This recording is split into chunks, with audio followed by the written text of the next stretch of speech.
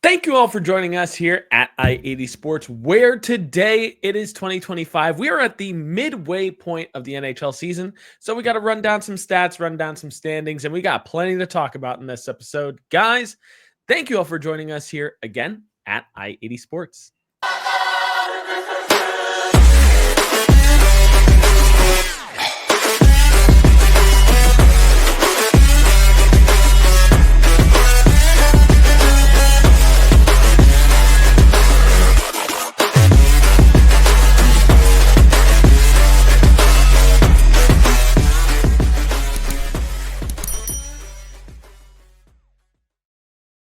Thank you all for joining us here at I-80 Sports. Make sure that you subscribe down below, youtube.com/NHL on I-80 Sports. New year, same us, but maybe new subscribers. Let us know down below and comment down below with how you think your favorite team is doing this season. Are you impressed or are you panicking at this point? Let us know, join the conversation, and drop a like if you like our content as well. And if you like our content as well, you can also check us out on all streaming platforms, wherever you get your podcasts. You can also find us there as well. And away we go. It's 2025, and it's been a little while since we've done this. I'm Brian. He's Tom. Tom, how you doing today? Doing well, and Happy New Year to everybody. It is now 2025. And we're starting the year off a little interesting. Things around the league are, I guess, tight, you could say. But just get right to it. Yeah, I've got to drop a little apology real quick for the lack of content in December, because early December, I got wickedly sick, so that wasn't fun. And then I went on an NHL road trip of my own and went to Columbus, Chicago, and Pittsburgh and checked out 3 awesome stadiums while I was out there. It was great. Of the 3 stadiums, I got to give high praise to the United Center in Chicago. That was an experience. It was so cool, despite the fact that Chicago are bottom dwellers right now. Fun experience. If any of our listeners out there ever get the chance to go to a different stadium besides their home arena, do it. It's a cool, eye-opening experience, and the fans are always great, and just any more hockey is awesome too. So yeah, it was a lot of fun. But we're back. We're getting back to it. Let's run down the standings first. I've got to set ourselves up for success here content-wise, so that way we can run down these standings. These standings are being shared to you, presented by NHL.com right now. So away we go.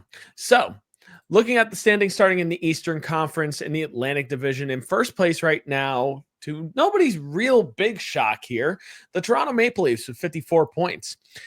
In second right now, we've got the Florida Panthers with 50 points. In third, kind of surprising here for me, the Boston Bruins with 45 points. But if you're me, you know that I'm a big proponent of goal differential, and they've got the worst in the Atlantic Division right now. So we'll see how long they stay number 3. That could be something I talk about a little later. In fourth place right now, the Tampa Bay Lightning with 42 points. Not too far behind them in fifth place is the Montreal Canadiens, hanging in there with 41 points. Also hanging in there right now is the Ottawa Senators with 40 points, and the Detroit Red Wings are trying, even despite a coaching change. They're still in 7th place with 38 points, and pulling up the rear in 8th place is the Buffalo Sabres with 35 points. Looking at the Metropolitan Division, big surprise here, and I'll be talking about this team quite a bit in this episode. The Washington Capitals are in first place in the Metropolitan Division with 56 points to start this year. In second is the New Jersey Devils with 53 points. In third place, we've got the Carolina Hurricanes with 50 points. And then here's where the points discrepancy starts. In fourth place, we got the Pittsburgh Penguins with 41 points. In fifth, really scratching and clawing and playing some decent hockey over the last month, the Columbus Blue Jackets with 40 points. In sixth place, you got the Philadelphia Flyers with 39 points. You've got your New York Rangers and tied really in 7th and 8th place respectively right now. Tom, I'm pretty sure you're going to have a little bit to say about that, and so will I. We'll probably be talking about some Rangers and some negative light here, but we'll get to that. And in 8th place, the New York Islanders with 37 points as well. The only reason why they're in 8th place is because that goal differential is that abysmal. And the point percentage as well. They played 40 games, whereas New York Rangers have played 39 games. To the Western Conference in the Central Division, the Winnipeg Jets are still holding strong right now with 56 points in the Central Division. Not too far behind is the Minnesota Wild with 54 points as well. In third place, we got the Colorado Avalanche with 51 points. In fourth place, we've got the Dallas Stars with 49 points. And in fifth place, you got the St. Louis Blues with 42 points. Right behind them in sixth place is the Utah Hockey Club with 41 points.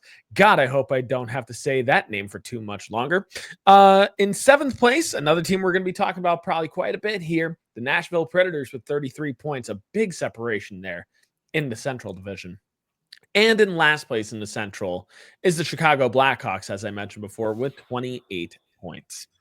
Now, finally, with the Pacific Division, we've got the best team in the NHL right now, the Vegas Golden Knights, with 57 points to start this year. Only nine regulation losses, 3 overtime losses. Pretty impressive start for the Vegas Golden Knights. In second place, you've got the Los Angeles Kings with 51 points. Right behind them, pretty much neck and neck with them, is the Edmonton Oilers with 51 points. In fourth, you've got the Vancouver Canucks with 45 points. In fifth place, you've got the Calgary Flames with 43 points. In sixth place, the Anaheim Ducks with 38 points. In seventh place, the Seattle Kraken with 37 points. And pulling up the rear in the Pacific Division is the San Jose Sharks in eighth place with 32 points. So a lot to digest there, a lot to consider. But Tom, I'm going to start here with you.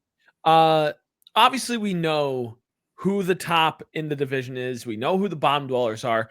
What are some surprises here in your mind? What are some good surprises, bad surprises?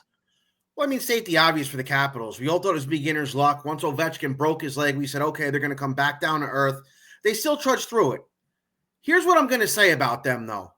I still don't consider them a cup contender. Ovechkin on the older side. Goaltending, good, but not great. First line center is Dylan Strome, punching much above his weight. I like their personnel on defense, but to me, this looks like a classic first place surprise, first round exit team. It looks exactly like that to me. If they get a team like one I'll talk about later in the first round who's a little more experienced than they are, they might be going home. Maybe they'll get like a lesser team in the first round. Say if Tampa falls into the 8th spot and they hold down the number 1 spot. Are you telling me that this team is going to beat the Tampa Bay Lightning? I don't see it. I don't think this team could beat the Tampa Bay Lightning in a 7-game series. I don't even think they could beat the Boston Bruins in a 7-game series. If they maybe get a lesser team, like say a Montreal Canadiens or a Cinderella Ottawa Senators, I could say, okay, they got a chance to win a round. But that's about it for me. I do not see a second Stanley Cup coming to Alex Ovechkin this year or potentially ever. I just don't see it. It's kind of a reminder of the Colorado Avalanche and Patrick Waugh's first year in 2014. They kind of just went on that run. The rest of the division was figuring themselves out, and they wound up going home to Minnesota in 7 games in the first round. Sorry. Say what you will. They're good. They're a surprise. They're in first place. All great things for them. They're not a cup contender. I just don't see it. I don't see them going far. I don't. Now, here's another team, and I spoke about them in our previous episode, but it's been so long, and things can change over that time. But things didn't change for these guys. Winnipeg Jets. What they have is what Washington doesn't. They have the depth. They have the scoring. Their first-line center is Mark Scheifele. He is not punching above his weight. Kyle Connor at a point per game. Josh Morrissey, bona fide number 1 defenseman. I know I said I like Washington State. I do, but Josh Morrissey, bona fide number 1 defenseman. And, well, say no more. Connor Hellebuck in net. 24 wins, 2.09 goals against average. The Central is getting tighter and tighter and tighter by the day. Most of us figured that this team at very best might finish in third place. Realistically had them as a wild card. But right now, it looks like they'll probably win the division. And it looks like it's going to be very beneficial as, say what you will, Colorado, I see them jumping over Minnesota. I do. And last year, Colorado was their kryptonite. Colorado skated circles around that team last year in the playoffs. And a lot of us, including myself, had Winnipeg winning that series. Didn't happen. Now, let's flip the coin over to who's for worse, I guess, or who's a bad surprise. We spoke about him last time, but like I said just now, things can change because it's been such a long time since we've seen you guys. Nashville. And I'm going to say it again, Nashville. I said that the potential for these teams in these no-tax states using these incentive-laden contracts because they're not getting charged state income tax and players will walk away with more money, this Vegas Golden Knights, Florida Panthers, Tampa Bay Lightning special, maybe not the Lightning because a lot of their guys are homegrown, but irregardless, I said that this might be the team that burst that bubble. And a lot of us, including myself, said, hey, third place in the Central, second place in the Central if it goes well. I didn't think they were going to win the division. No chance. But wow. Steven Stamkos, on pace for a career worst 51 points. Jonathan Marchessault is on pace for 59 points, which actually in a regular season for Marchessault is kind of what he averages. But Marchessault is more known for what he does in the playoffs. He wanted to go from a winner to a winner, and he has voiced frustration with Nashville and their coaching and their front office. He's quoted as saying a couple of weeks ago, I'm not even sure what line I'm on half the time. I'm not even sure I'm supposed to be out with half the time. He's voiced frustration. Scouts were seen at last Friday night at the Nashville versus Vancouver game. Many people thinking to watch the Vancouver Canucks who have their own slew of problems right now. But could they have been there to maybe take a look at Jonathan Marchessault? Could it just be so much so that, I think they want to still stick with Stamkos, and I think Stamkos doesn't want to move again so soon. I think he's already heartbroken enough. He's not in Tampa anymore, and I think that's still very much weighing on him, and we'll see what happens with him next year. But I got a funny feeling that Jonathan Marchessault by February could say, hey, listen, like Denny Lemieux said in Slapshot, trade me right effing now, and then hangs up the phone. I could see him wanting out of Nashville easily because it's obvious the team is no good, and he doesn't want to play for a team that's going to rebuild. I mean, another one, Brady Shea, overpaid, on pace for 26 points.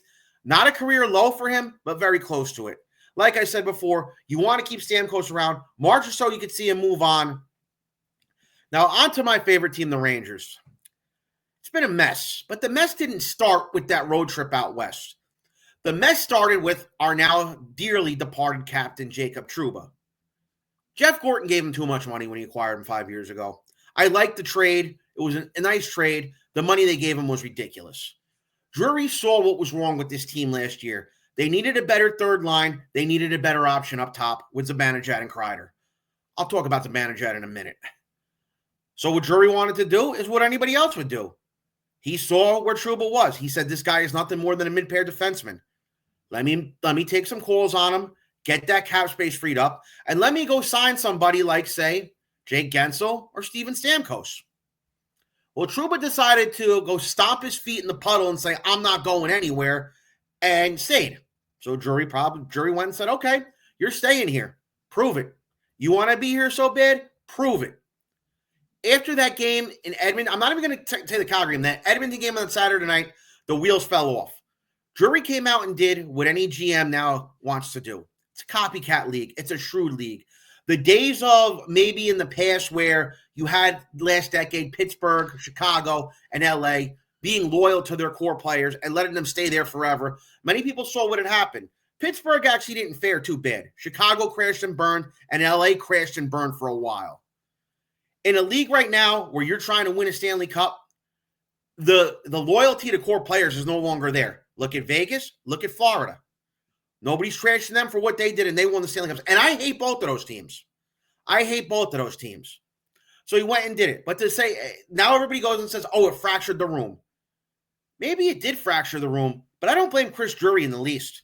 He's trying to win. He's got to be shrewd to win. He gave this team 3 chances. The first chance back in 2022 was kind of a shock for everybody. Myself and most others didn't think they were going to get to the Eastern Conference Finals that year. It was a shock of a year, but it sped up where the team was. So what did he do the next year? They were contenders, went out the next year, brought in 2 great players at the deadline, and Patrick Kane and Vladimir Tarasenko. Had basically one of the most stacked teams I ever saw as a Ranger fan. One of the most stacked teams, line 1 to line 4, had all great players. The D was stacked, Igor in net. You go out there, you win the first 2 games of the playoffs by an aggregate score of 10-2. You're at home. You're in game 3. You're a period and a half from going up 3-0. and it all falls apart. Why does it fall apart? Because the coach that was there in Gerard Gallant, instead of putting his foot down and saying, hey, guys, let's get back to our game, didn't do anything. Just said, oh, you know what to do, go out there. A lot of the players said in their exit interviews, we don't want this guy here anymore. Drury said, okay, well, what am I going to do? This guy, I built him a super team. He couldn't get me out of the first round. Sayonara. So he brings in Peter Laviolette last year. Record season, 55 wins.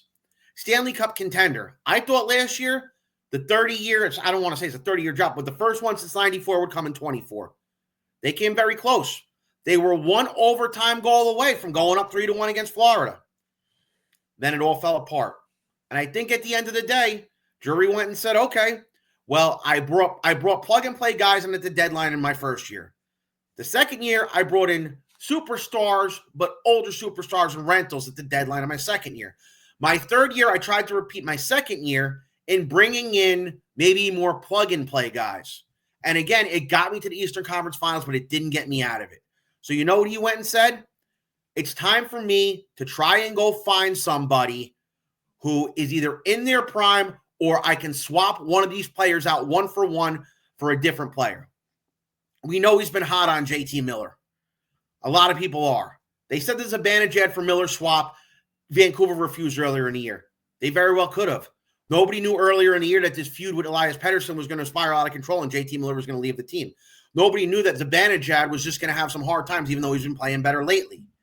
So what Drury is basically doing is trying to be shrewd here and do what Florida did. Swap out Marchessault for Matthew Tkachuk.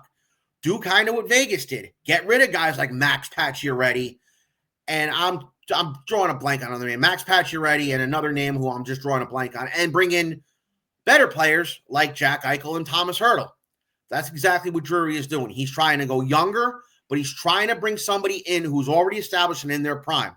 Another player that comes to mind, and is one that I still think he is very high on, is Brady Tkachuk. Now, a lot of people said, oh, Ottawa won on a heater, Tkachuk's never leaving. Ottawa's falling back down to earth. And could it very well be that if this year doesn't go well for Ottawa, could they very well decide to say, we're going to make this Tim Stutzle's team, we're going to move on from Brady Tkachuk? Tkachuk say, I only want to go to New York like JT Miller does. And could he pull a magic move off, like bringing in JT Miller and Brady Tkachuk? If it is Tkachuk, I don't think it's going to happen until the summertime. And if it's not Tkachuk, I think he's going to amass enough cap space to the point where if Toronto doesn't win the Stanley Cup this year, it'll be Mitch Marner in the summer. But I do think the JT Miller noise is very real noise right now. Mika Zibanejad's been better, but at the same time, I did this comparison before. You're going to swap a core piece out for a younger, maybe not a younger guy. Miller and Zibanejad are the same age, but Miller brings a different game. Miller's still a 90 to 100 point guy. Zibanejad isn't it. Zibanejad barely cracked 70 last year. Zibanejad, which a lot of us expected to be a 35 to 40 goal scorer, it's not happening. It didn't happen last year, and it looks like it won't happen this year either. And could that be the trade? There's also rumors about Chris Kreider going. Kreider, while I don't hate him, the guy still scores goals when he's out there. If Kreider were to go, the return would have to be right. And I don't know what a right return would be for him right now. It would have to be almost like a Ryan Callahan for Marty St. Louis-esque kind of deal, where it can't be a Marian Gaborik for Derek Brassard. It's got to be a Kreider for somebody of maybe close to equal value. So at the end of the day, despite all the turmoil, the team is only 3 points out of a playoff spot right now, with a lot of road left in this season. And a very, very, very tight Metropolitan Division and a very, very, very tight Eastern Conference. I once remember a team, and you probably know who they are, from about 13 years ago, who was stacked, who had a lot of good players, had a great defenseman, had a great goalie, had some great players up top, but were kind of just lying in the weeds all year, kind of around 500. Around the springtime, they got a little hot. They got into the 8th spot in the Western Conference and marched all the way to a Stanley Cup. That team, the Los Angeles Kings in 2012. And they did have to fire a coach. I'll talk about Laviolette real quick. Don't think he's going anywhere, at least this year. If Drury reimagines the team in his image next year, keeps Laviolette as coach, and things look like they're going sideways at this time next year, I could see Laviolette being shown the door. But it's obvious right now, and the prevailing notion in Ranger Town is this with Drury or wherever, Rangers Town. It was a marketing thing they did a long time ago, regardless. The prevailing notion is this. I gave you guys 3 chances at the Stanley. Well, I gave you guys 3 chances at the Stanley Cup. Realistically, he gave them 2 chances at the Stanley Cup. He acquiesced to their demands 2 times in a row. It didn't get done either time. So now you know what he's saying? Maybe you're not the guys I need here to win. And he has won. He won in Colorado. Came damn near close to doing it with Buffalo. That a lot of people say if they would have beaten Carolina in the 06 conference final, they would have won the cup. And that 07 team, they were favored for the cup, but then they just ran out of gas. I don't hate Chris Drury. I didn't really hate him as a player. I think he knows what he's doing. I have the utmost faith in the guy to turn this thing around. And I will say this, people can trash Drury all they want. Go back and look at every trade he's made. He's won just about every trade he's made. Go back and look at his draft picks. Go look at the first draft pick he ever made as Rangers GM in the first round. His first year in 22, he didn't have that pick. 23 was his first round pick. That player, Gabe Perreault. So there you go. So to sum it up, I'm not throwing in the towel yet, and I'm not I'm not buying into what a lot of Devil fan friends of mine tell me. You're in for a long 5-year rebuild. I got news for you. You don't re-up a franchise goalie for 8 years, $11 million per to go on a rebuild, and somebody says, "Oh well, they'll just ask him to go at the deadline." That's not happening. Igor Shesterkin is not getting traded after signing that deal. So I'm not throwing in the towel yet. If we're in the same predicament 6 weeks from now, it's a little bit different. But at the same time, if they want to just have a blown season, they blew a season in 1992-93, and look what happened the following year. I'll be throwing in the towel and saying things need to change if we're sitting here at this point next year and nothing has gotten any better. Nothing has gotten any better. They're not Nashville. They're not Nashville, who is a dumpster fire and a half right now. Things can be fixed in New York pretty quickly. Yeah. We're talking surprises here in the standings right now. And fine rah-rah speech there, Tom. And there's a lot to unpack with what you were talking about there. And I'm going to piggyback on a few of those. But before I piggyback, before I move on to my own thoughts, I'm going to play devil's advocate. Not devil's advocate, but ask you a few follow-up questions based on the Rangers, since I know the Rangers are a hot topic right now. And there are rumors swirling around just the New York media in general. Probably the biggest rumor right now being floated out there is JT Miller, which would be a reunion for the Rangers. But to play devil's advocate with you, Tom, how do you feel about the rumors that are coming out of Vancouver that there's a rift currently going on between Elias Pettersson and JT Miller, and the possibility that either JT Miller could be a locker room cancer, or the rumors that could be going around that are saying that? How do you feel about the Rangers trading for a player like JT Miller, understanding the rumors? Understanding the rumors is Miller's a young kid, Pettersson's a young kid who he kind of was hard on. They said he was loud in New York too. I just think he feels bad. I think that his loudness and maybe his attitude is what got him shipped out in the first place. And I do think he wants a do-over. I think if he comes back this time, it'll be a little bit different. It's more of a veteran-laden team. But at the same time, the proof is in the pudding. I don't know if he's necessarily a locker room cancer as he is. He just wants his teammates to perform. And at the same time, it's still 90 to 100-point center that they just don't have right now. I love Vincent Trocheck, but Vincent Trocheck at his best is a 75 to 85-point guy. Zibanejad was supposed to be that guy. I never expected 100 points out of him. Let me be fair. I expected 85 to 90, which he did 2 years ago. And the prior year before that, he was an 82-point player, and that's fine. But last year and now this year, he's nowhere near there. Not even close. You can't go in and expect to go deep in the playoffs if he's not going to show up, and he damn well didn't show up last year. Yeah. And the other follow-up, I agree with the Peter Laviolette assessment, where you can't fire him midseason right now because of just the clear question of who do you hire in place of him? There's really no clear-cut person that can take on the New York media in a large market right now to fill those shoes. I mean, you have 2 coaches that are floating out there right now. You've got Lalonde, who was just fired from Detroit, and no, that's not a match whatsoever. The other name that's been floated out there and fantasy hires, I'll call it, is Joel Quenneville. And I mean, the question is, do the Rangers possibly make that leap if Quenneville's name has been cleared? Is it, if it's the right match, right time, could that be a pivot that they make either during this season or at season's end if it really just tailspins? Not this year. I think Laviolette is safe. I think he will be coached starting the year next year.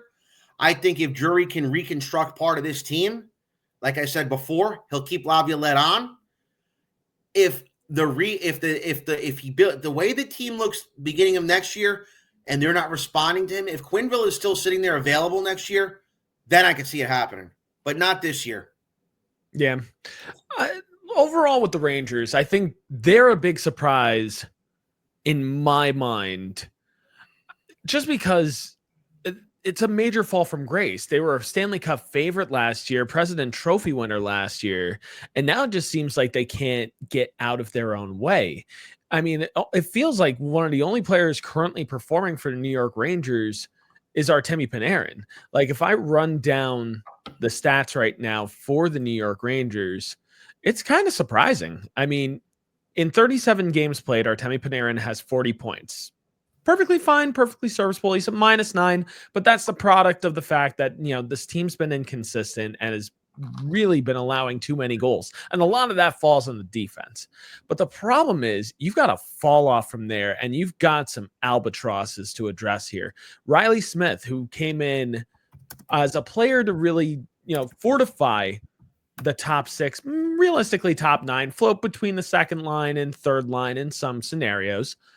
But he just hasn't been getting it done. 19 points in 38 games. That is a concern for the price that you paid for him and for his services. Alexis Lafreniere, who I really thought was going to take the leap forward this year, has not proved it to me thus far. 22 points in 39 games. Well, you could not put that up to 24. He scored 2 goals tonight, but oh yeah, my bad. So yeah, 24 points. You're right. I'm not updating in real time, and you're right. But it's still disappointing. It needs to be better, but the way the slump is for this team, it's sad. He's still on pace to hit 50 points, which is fine, but I would have preferred closer to 70. Yeah. So Artemi Panarin leads this team in goals right now with 16 goals. In second is Chris Kreider with 13 goals, but he only has 2 assists to join that for only 15 points in 34 games. This team, you look at this team on paper, this team should be performing at the top of the division, or at least near the top of the division. Yeah, you can make the argument that New Jersey and Carolina might be better right now on paper than the New York Rangers. Washington is performing out of their minds. I'm going to get to them in just a second. But comparing on paper, the New York Rangers should be better than the Washington Capitals.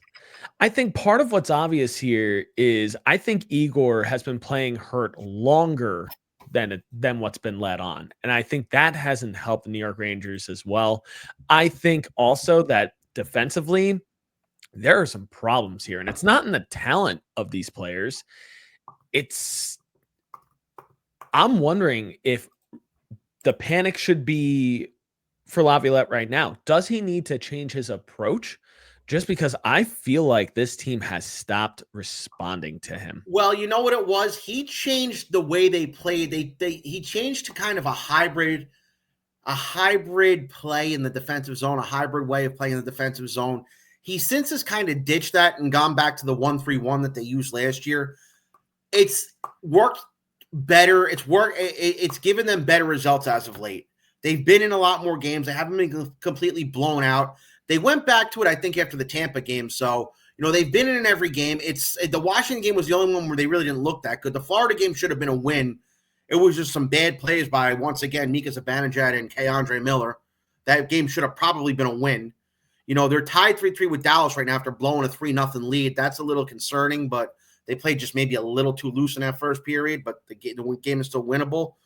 So I think that going back to that is one thing, but I think there's one other elephant in the room right now that nobody's talking about. Which And is that's somebody last year who I thought they didn't need. That's somebody last year who I thought was a distraction. That's somebody last year who a lot of people bowed down to, and he was a folk hero to many people.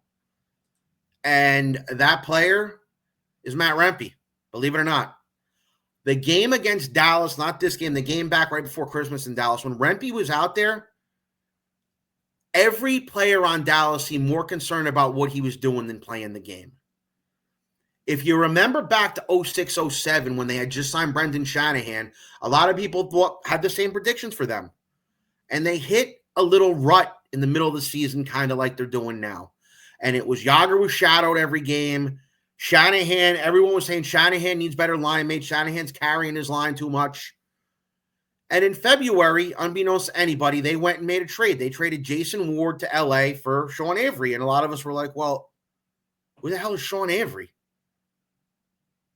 Well, we found out who he was. That was your distraction. Rempe's suspension is up after tonight. Maybe I don't know if they'll play him against the Devils at the Garden just because I don't know if they want a circus again like last year. But could they play him on this upcoming road trip going into places like Colorado and Vegas, especially against Colorado, having him run around out there and having guys like McKinnon and Rantanen and McCarr more worried about him than playing hockey. Having guys like Eichel and Hurdle and a lot of the other players on Vegas worried about him. And I don't like his little cowboy act out there where he's taunting the fans, but just going out there and throwing hits, and then all of a sudden everybody's worried about this big guy running around instead of playing a game. And maybe, just maybe, that's what they need right now to right the ship.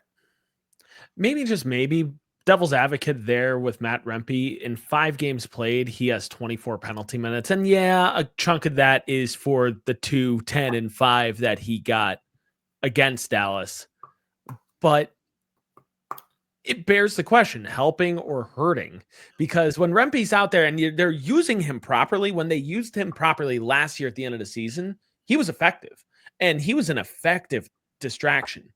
The problem is, and this is something that he needs to do in his development, he still needs to learn to lay the proper hit at the proper time. Well, that was the thing, too. That game against Dallas, up until he did the taunt and up until he laid the hit, clean hits the whole game. He was throwing clean hits, but due to his size, he was sending guys flying. But everybody was concentrating on him. And until he went and did that, I thought he was doing everything properly. Yeah. I mean, with Matt Rempe, he's 3 handsome brothers in one. That's part of, the allure of Matt Rempe, or as I like to call him, the Rempire State Building. But maybe he could be the rallying cry for the New York Rangers to turn this season around. Maybe he's the guy.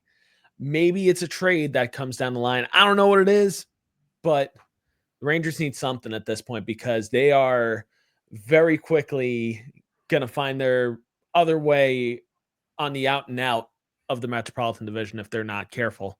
So they got to start responding and fast. Looking at other surprises, though, this season, I'll make this quick. The Washington Capitals have been a big surprise to me in a good way. They played such good hockey this year. And as Tom echoed before, I thought that when Alex Ovechkin went down with his injury, it was just like, all right, that's it. That was fun while Washington was at the top. But now certainly they're going to start playing terrible hockey. Not so whatsoever. I want to highlight a few players that really, really stepped up in the absence of Alexander Ovechkin. All players that I'm mentioning right now have 40 games under their belt. But Alexei Protas, that's the first person I want to mention here. 35 points in 40 games. He has 18 goals this season. Another person with 18 goals, Tom Wilson, who has really stepped up in the absence of Alexander Ovechkin. 32 points in 40 games, 18 goals as well. Another player that I want to highlight, and it's a player that I challenged to step up when Alexander Ovechkin went down, and that's Connor McMichael and Pierre-Luc Dubois. Connor McMichael, 31 points. Pierre-Luc Dubois, 31 points as well. The difference, though, is Pierre-Luc Dubois has really been setting the table for a lot of the players on his team. He currently is in second in assists on the Washington Capitals with 26 assists this season, 5 goals to go along with that. But Connor McMichael, 17 goals, 14 assists in 40 games thus far. He's been very good, and a big reason why why the Capitals have really kept this up. The other big reason why the Capitals have really been thriving lately has been off of the play of Logan Thompson. He's sporting a 2.39 goals against and a 916 save percentage. He has been fantastic. And what's surprising is they've been playing a straight tandem between Charlie Lindgren and Logan Thompson. Charlie Lindgren's stats, a little questionable. A 2.7 goals against, an 898 save percentage. Not necessarily what you'd like to see, but Logan Thompson's been the shining star for sure. Logan Thompson has really performed very, very well for the Washington Capitals this year. Another team I wanted to mention as a surprise this year as well is the Minnesota Wild. A lot of fans had Minnesota written off, and I honestly can't necessarily see why, because Kirill Kaprizov I knew was going to have a good season this year. I knew Marco Rossi was going to take another step forward along with Matthew Boldy, and everything's been falling into place. Kirill Kaprizov, 50 points in 34 games this season, 23 goals, 27 assists. Marco Rossi, 37 points in 40 games as well. 15 goals and 22 assists. He's finally really living up to that potential when the Wild drafted him back in 2020.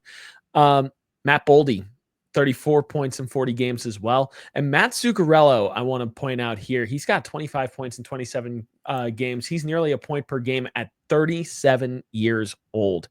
And he's no slouch either. He's got 10 goals, 15 assists, pretty even breakdown of what he's doing and contributing with. The real all-star, though, in my mind, on the Minnesota Wild right now is between the pipes. Philip Gustafsson has been one of the best goalies, not named Connor Hellebuck this year. He's got 18 wins in 27 games, but that's not the big stat. He's got a 926 save percentage and a 2.2 goals against average.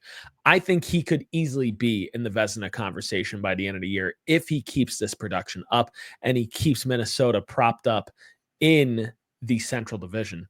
They've been great, honestly. Lastly, the one thing I'll gloss over here. This is a fun little thing I wrote for New York. I wrote this one late last night, but for the New York Rangers, is there really no quit in New York, or is it no, quit in New York? That's a fun little Simpsons reference if you get it. Lastly, I still can't believe that we're talking about how disappointing the Nashville Predators are. But honestly, here we are. Tom, I'll ask you, do you think Andrew Brunette gets fired midseason? Yeah, and you want to know what? It's funny you brought up Joel Quenneville because I didn't really think about it until now. Could maybe he be the answer over there if they decide not to trade March or so? Could they just basically say, you know what, we're just gonna run it this year, maybe see if we can get somebody out of here, and then maybe try again next year with Joel Quenneville?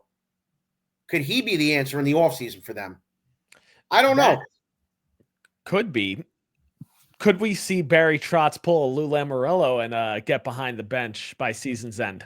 I'm not so sure about that. I think Trotz has basically said that he's done with coaching. But the fact about Trotz is he went and signed all these players, and now they seemingly can't win a game. So now they look and say, okay, well, you're a great coach, but you're not so great GM. Remember, Scotty Bowman originally left Montreal in the 70s because he thought he should be the GM.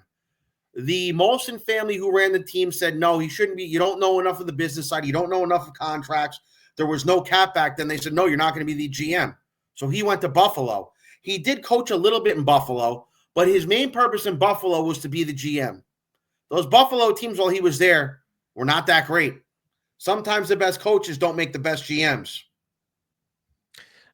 I got to say, I'm looking up and down Nashville's roster, and I'm looking just at pure disappointment right now.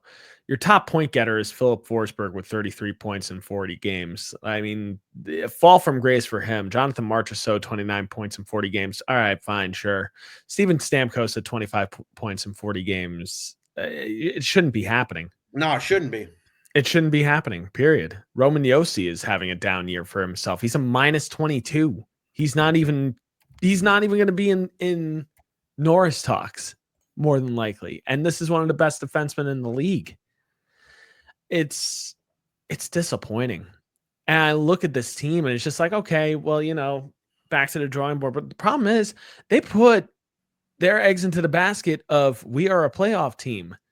There's a lot of 30 and older guys on this team. And you start scratching your head and now you start really getting worried of what the long-term trajectory of this team is. And if something's not done soon, I think we could be going down the pipeline of maybe a potential rebuild or at least a restock of some kind, because some of these contracts have not worked out. Jonathan Marchessault, I felt like was a gut move from Nashville. I don't think Jonathan Marchessault in the offseason was truly a part of Nashville's plan in the offseason. I think it was a knee-jerk reaction to steal him from two other teams that were really eyeing him up, one of them being the New Jersey Devils, who apparently had an offer on the table for Jonathan Marchessault at the beginning of the offseason. I said it before, and I'll say it again, and I had people yelling at me on the internet for this one. Brady Shea was an overpay. Oh, and I still thoroughly believe that. There's no justifying it. There's no justifying it anymore. With how bad they've been, there's no justifying that contract anymore. He is now, if they continue on the track that they do and they finish near last in the Central Division and near the last in the Western Conference, Brady Shea's contract will officially be one of the worst in the NHL. Mark my words on that one. I'll move on from here just because not much else. I could beat a dead horse with another dead horse, but I'm not going to with Nashville. We all know the problems that lie there. But we're going to do something a little bit new, but we're going to do something on the quicker side here. Panic Index. Tom, really simple here. Green means they're good to go. There's really no concerns whatsoever. Yellow means proceed with caution. Maybe there's some things kind of going down behind the scenes that maybe you're worried about, or maybe on the ice that you're concerned about. And red means big red flags, and a lot needs to change. So, Tom, I'm going to run down each team. We'll keep it quick between both of us. And we're going off the cuff here. We have nothing really planned for this, so we'll riff on this. So, starting off, Toronto. Green. Yeah, green for me as well. I really no concerns there. Auston Matthews is now back, and I think that's going to be just good news for Toronto. Florida. Green again. Why not? Yeah, I mean, I see no problems with Florida right now. They've been playing consistently and consistently well. The Boston Bruins.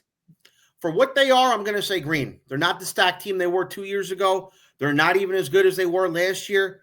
But they're still in the playoffs. So yeah, they're still where I kind of expected them to be. So green. I would normally say green for a team like this, but I can't help but say yellow, and I'll say why. That goal differential, like I mentioned before, they have a minus 20 goal differential, and a big reason for that is the inconsistent goaltending between Jeremy Swayman and Joonas Korpisalo this year, which is totally the general manager's fault.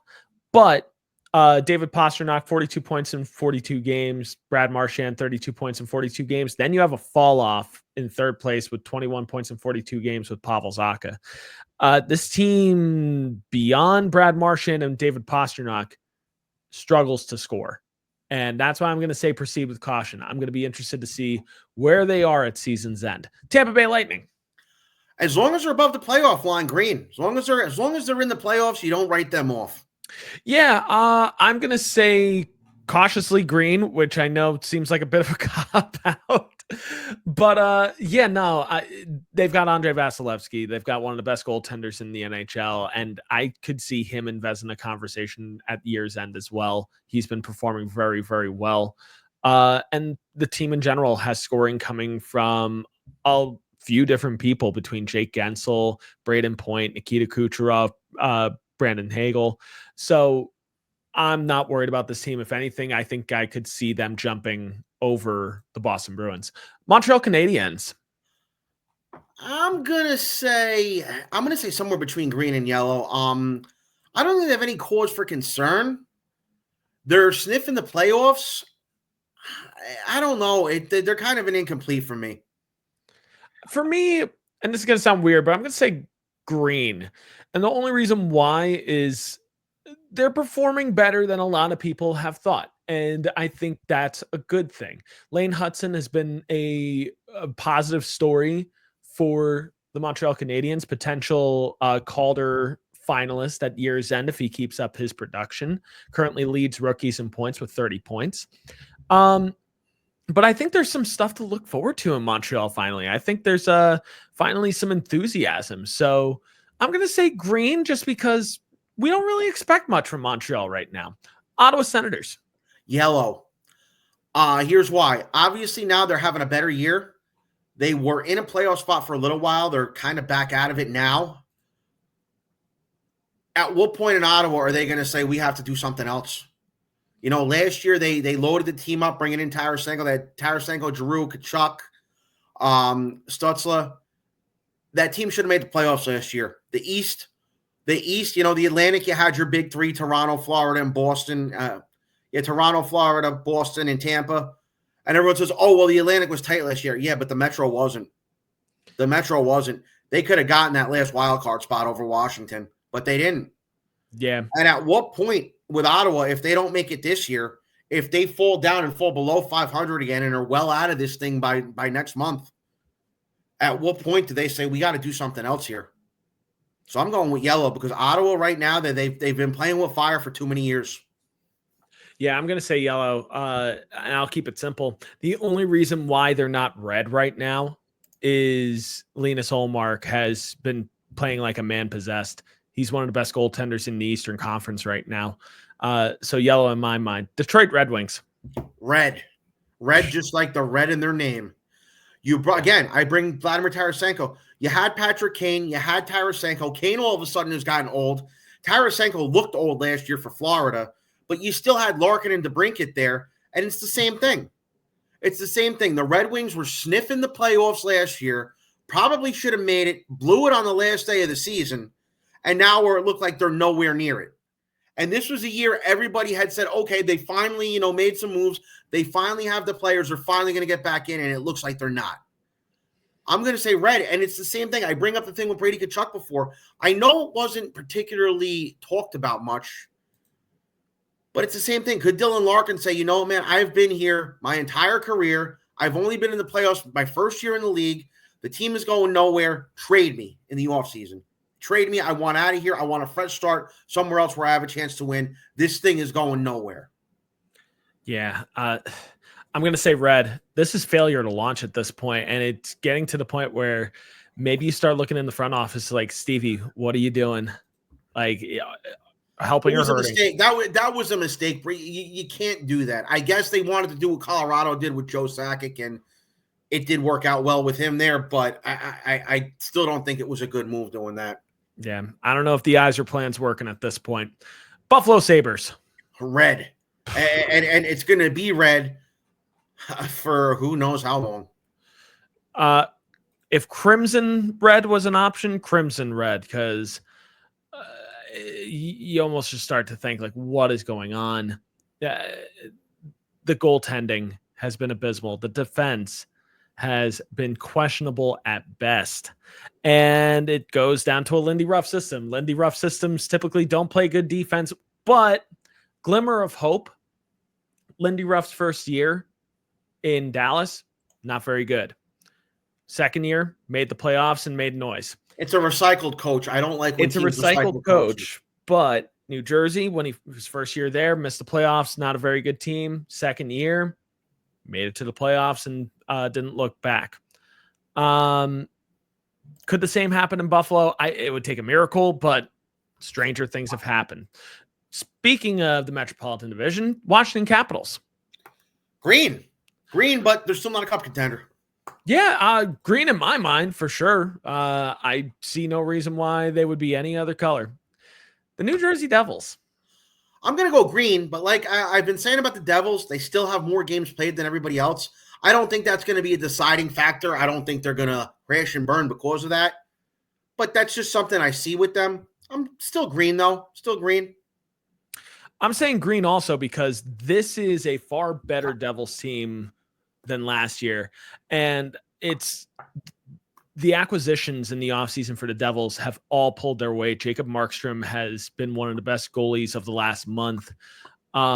Stefan Nason has 16 goals to start this year as well. He was brought in as a bottom six contributor, and he's been floating in the top 9, sometimes the top 6, and on the second power play unit. Brendan Dillon has been a revelation paired with Dougie Hamilton, allowing Dougie Hamilton to do more on offense and be more comfortable. Brett Pesce has been a great combination with Luke Hughes.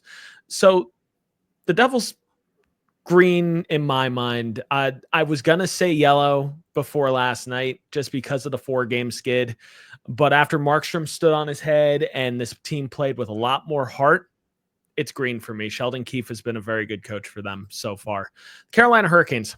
Green, playing much better than I thought they were going to play in the beginning of the year. But yeah, green, business as usual in Carolina. Green in my mind, they are annoying for any team to play. They are just an annoying team that does not quit, does not stop, and really knows how to get under team skins in general. So green, they're going to be a problem in the playoffs for sure. Pittsburgh Penguins. I'm going to go yellow here. Now, they've been playing better. They had a bad start. But, I mean, at the end of the day, I mean, I looked at the roster beginning of the season. I said, yeah, you know what? The roster looks pretty good. It looks like the players they have are pretty good. But at the end of the day, Sidney Crosby is 37 years old. 37? Evgeny Malkin is 38 years old. They paid way too much with that trade for Erik Karlsson. They're kind of sniffing the playoffs right now. I don't think they're going to make it. It's yet again, they keep trying and trying and trying here, and the core just gets older and older and older every year. And at what point are they going to have to pull the plug? And if you keep kind of playing with this seesaw of emotions where, well, we're not a cup contender, but let's just get in, while your players seemingly get older each year and you don't have a lot of prospect depth, it's going to be at some point, you know, the floor is going to get pulled out from underneath the Pittsburgh Penguins. Maybe, but it's just a matter of when. So I'm going with yellow. Going with yellow as well for the Pittsburgh Penguins. This team is the 03-04 Washington Capitals. That when are they going to recognize that they need to trade the old assets to finally restart things? The difference was Yager wasn't a core guy who had, you know, there was a legend in Washington, had won cups, you know, it just was, he was a guy who came there and they felt didn't pull his weight. Yeah, I mean, I'm not even fully thinking of Jaromir Jagr there. I was thinking like Peter Bondra, Sergei Gonchar, Oli the goalie, thinking of like that time of like that fire sale in Washington. And then bringing in Anson Carter, who they thought was going to be a good pickup for them and ended up being nothing, unfortunately. But yeah, Pittsburgh, I'm going to say yellow, and I think it's apropos given the team colors. Columbus Blue Jackets. Green. Who thought they would be playing 500 hockey in January? Yeah, I'm going to say green as well. I mean, this is a team that you really did not expect much from this year just because they're a younger and developing team, you know, still trying to figure things out.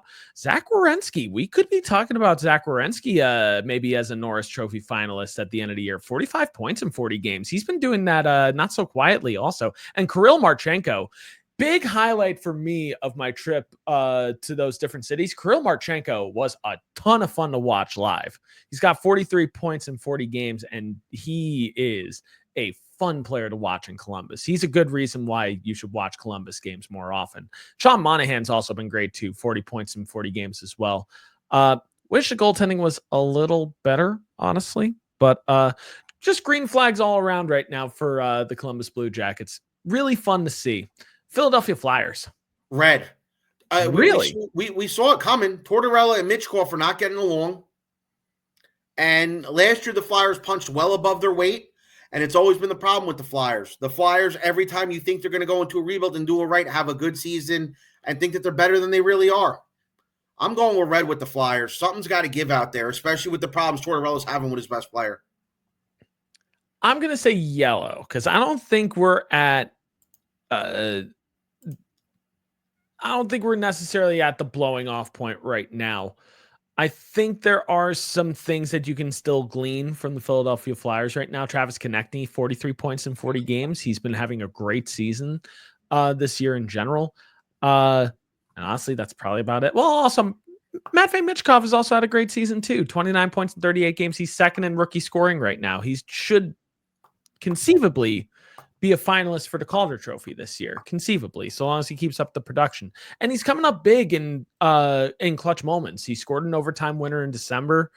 I'm gonna say yellow right now. I don't think we're at critical mass yet. Let's state the obvious, Tom. The New York Rangers. You heard what I had to say before. Yellow.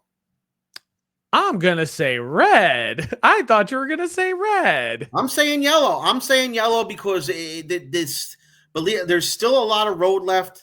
There's still trades that can be made. I'm not saying red. I'm not saying red. If they were 10, 28-1, maybe I'd be saying something. Maybe I'd be saying red. Red. Just because this team is just not responding at the moment. Yay, you got a 6-2 win over a bottom dwelling team. Woo. Well, what if they lost? Well, look at the other way. What if they lost? You're right. It would have been a bigger concern. 6-2. Yeah, if they lost 6-2, then that would have been the game that Laviolette would have been fired for sure, 100%. New York Islanders. Red. Lou's got to go. Waz got to go. They got to clean the whole thing out. It's time. It's time. Maybe they get rid of look for Barzal and Horvat to go. Rumor has it Barzal may go at the trading deadline. The Islanders. You were sold a bill of empty promises by Lou. They had those two kind of flash in the pan playoff runs in COVID-shortened years, the 1 year in the bubble, the other year where they did the regional divisions. Then when things got back to normal in an 82-game season with the regular travel, they never achieved that again.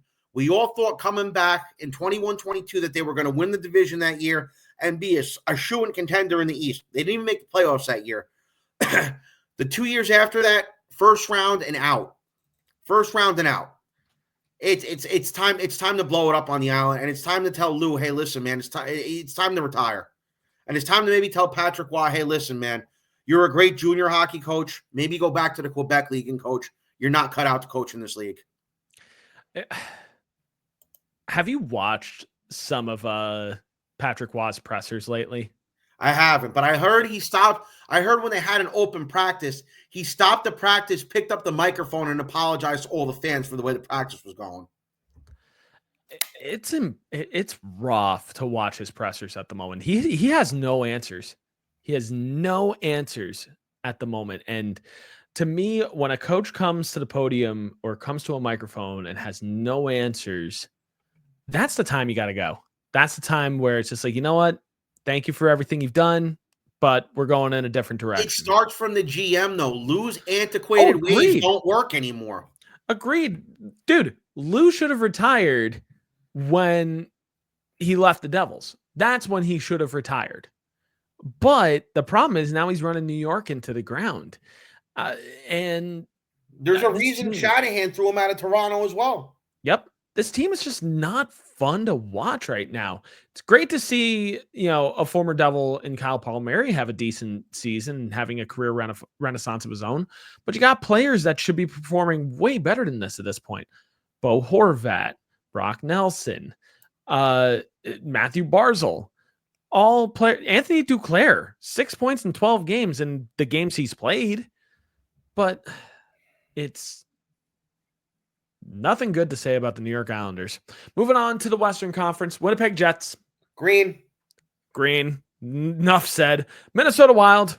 Green like their jersey. Agreed. Colorado Avalanche. Green. Started out yellowish red. Green. They finally seem to have gotten and figured out with their goaltending. They're playing a lot better lately. And Gabriel Landeskog may even play again this season. He's been on the ice with them, so we'll see. Would love to see Gabriel Landeskog back, and it would definitely be a feel-good moment. To me, who'd have thought that what needed to change was a complete wave and change in goaltending. Mackenzie Blackwood and Scott Wedgwood as a tandem have helped Colorado rise from the dead in the Central Division.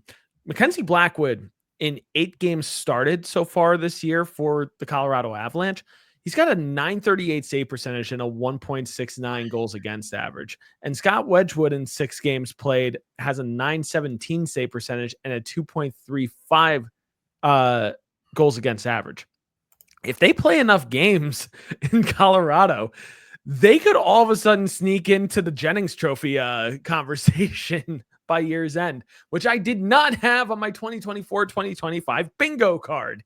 That and so much wood being on the Colorado Avalanche. Ayo. But yeah, green all around. Although everybody not named Nathan McKinnon, Mikko Rantanen, and Cale Makar needs to start stepping their game up and hard. There is a big point discrepancy. And you know what I've said before when it comes to point discrepancies. Pick your game up. Pick up your stuff. Dallas Stars. Green. Green like their jersey. I like the way they're playing. St. Louis Blues. Yellow. And here's why. The Blues, again, they're a game over 500. There might be a chance for them to make the playoffs this year. There might not be. Where they're at, they're not going to get a high draft pick. It's again, where is this team trying to go? What are they trying to do? They don't have those stars that they once had that won the cup for them. You look up and down, it's kind of just average all over with them outside of Jordan Binnington. St. Louis, again, it seems like there's no concrete plan with the Blues right now. And that's a problem because they're not a shoo-in for the playoffs. They're definitely not a cup contender. They're a team that might get in and might not. And if they get in, it'll be a low seed and it'll probably be an early exit. And it's a team that's not young, no up-and-coming stars, no high picks, not too many prospects to look forward to. It's got to be yellow with the Blues. It's hard to tell where this team is going right now. I'm going to say yellow as well. I think Montgomery can turn it around in St. Louis, but you've got underperforming players at the moment. Jordan Kyrou, Robert Thomas, Dylan Holloway, all players that I think should be performing a little bit better than most. I mean, Dylan Holloway, not so much. But they're not stars. They're not super. That Dylan Holloway is not a guy I'm going to say is going to win me a Stanley Cup. Jordan Kyrou is a good goal scorer. He puts up points, but I'm not going to say Jordan Kyrou is going to go out there and win me a Stanley Cup. You're right. And this team definitely needs a superstar. To be fair, though, this team with a superstar on their team, I think it's a different scenario. I think it's a totally different answer. I think we'd be saying green flag right now. Like if they had a Vladimir Tarasenko in his prime of course. This team, I think it would be a different team in general. I think they're just a superstar away, honestly, but that's a lot harder to pick up, honestly. Utah Hockey Club. Green, over 500 in their first season in their new home. They seem to be getting the support. People like them out there. People care about it. People show up. Beats the hell out of Arizona, right? Yeah, and I'm going to say green as well. There's a lot to be excited for in Utah in general. Hopefully be more exciting for a new name, just saying. But yeah, there's a lot to look forward to. Logan Cooley's making a good step forward with 34 points in 39 games. Clayton Keller has been playing very well as well with 39 points in 38 games. And Dylan Guenther also taking another step forward as well, 34 points in 39 games. They're building a nice little core here in Utah, and I think they're maybe in a year or so away from some true playoff contention in the Central Division, honestly. State the obvious, Nashville Predators. Red. Crimson. No need to even talk further. Chicago Blackhawks. I'm going to say yellow. They started out bad. They weren't expected to make the playoffs, but there were questions. The questions around Connor Bedard early in the season were very, very loud. Bedard has began to pick it up lately. But at the same time, nobody thought the Hawks were going to make the playoffs. Nobody thought the Hawks were going to win the Stanley Cup. The Hawks will probably be offloading some players at the deadline like Taylor Hall. And maybe, just maybe, the Hawks will find themselves lucky enough to land James Higgins at the draft after that great World Juniors he had.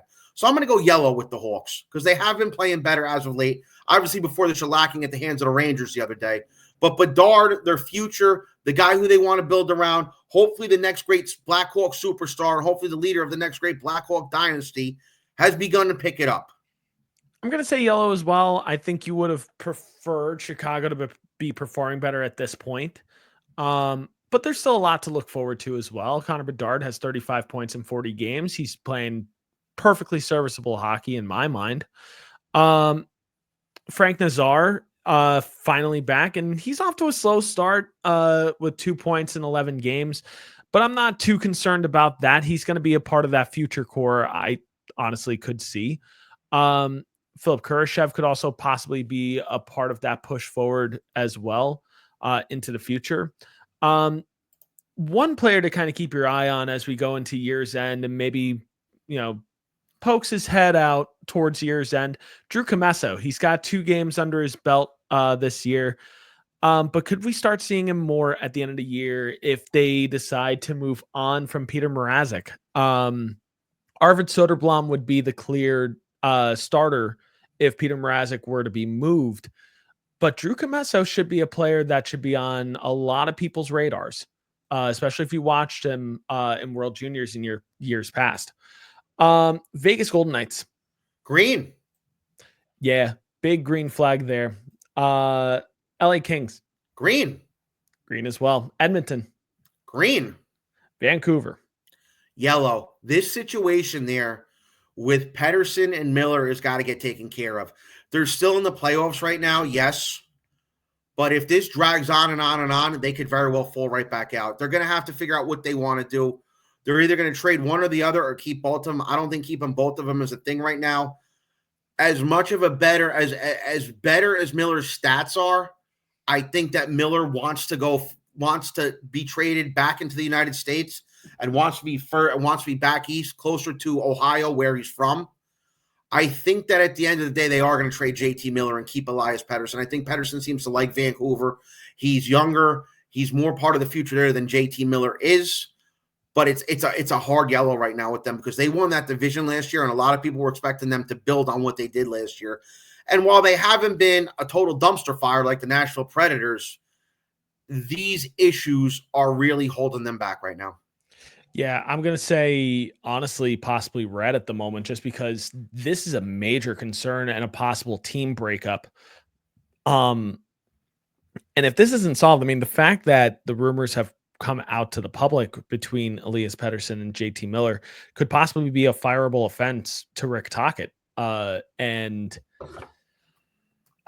they got to clean it up, and something's got to give. One of them's got to go, and it's probably going to be JT Miller. And it's unfortunate because he's such a contributor for the Vancouver Canucks, but you can't have problems like this in your locker room. Calgary Flames. I guess I'll go with green. They're over 500. They're playing better than a lot of people thought they were going to play. They're not dazzling. They're not shocking the world or anything like that. They're not even in the playoffs. They're just 2 points out, which that's what I'm saying. If the issues in Vancouver keep going on, Calgary could easily sneak into that last spot. So I'll go with green for the Flames. Why not? I'll go with green just because, you know what? It's an improvement from last year. Dustin Wolf has played very well as well. He could possibly be in the conversation for the Calder Trophy at the end of this year as well, with a .913 save percentage and a 2.63 goals against. Jonathan Huberdeau is finally picking it back up after being dealt a while back. 29 points in 39 games. Yeah, it's not his point per game pace, but you know what? He's scoring, and that's a big thing. That's great to see in Calgary in general. Nazem Kadri is also trying to get it going too with 27 points in 39 games. I'm going to say green. They're going above expectation right now. Anaheim Ducks. I'm going to say somewhere between red and yellow. I mean, the Ducks, nobody expected to do anything, but they're still not doing anything. They're 1 game under 500, yes, but yeah, it's just a whole bunch of this SOS out in Anaheim. I'm going to say yellow. Nobody expected anything from this team. Nobody. But you just look up and down this roster, and yes, it's a young and developing team. There's no doubt about that. I'm not taking it away from them. Their median age is around like 25 years old. But this roster is thin, really paper thin. And the goaltending has been great. Lucas Dostal and John Gibson as a tandem have been very good this year, sneaky good, in fact. But this roster does not score, cannot score. They are thin, thin, thin. Alex Killorn is a massive overpayment at this point. It's not looking good. So hopefully Anaheim starts figuring it out and maybe adds some good pieces around their younger core. Seattle Kraken. I'm going to go with red. I mean, I know they made the playoffs 2 years ago, but they haven't been much good since. Matty Beniers and Shane Wright just haven't lived up to expectations out there. And outside of them, they don't really have anybody else, on that roster to look forward to get this team any better, even including Capo Caco. So, I mean, they're I want to say red because you know what? They came into the league. They didn't make the playoffs in year one. Nobody expected them. Year two, they made the playoffs, had that, incomparable series victory over Colorado. Last year, they fell out again. And you figure, okay, last year was just kind of a blip in the road. Maybe they'll get back on track this year, and they haven't. I'm going to say red as well. The players that you added in the offseason gave you hope. Adding Chandler Stevenson and Brandon Montour in the offseason kind of gave a lot of people hope that maybe Seattle would take the step forward, and they're just not doing it. And are we finally going to get a time where Jared McCann is not the leading point scorer on the Seattle Kraken? Because it still boggles my mind. Capo Caco is a bit of a bright spot so far with 5 points in 8 games thus far. Who'd have thought? He just needed to get out of New York. Anyway, San Jose Sharks, surround us out. Green. Macklin Celebrini has lived up to the expectations. 28 points in 30 games. I like him. I like him so far. He's living up to his expectations as first overall. He'll probably win the Calder Trophy.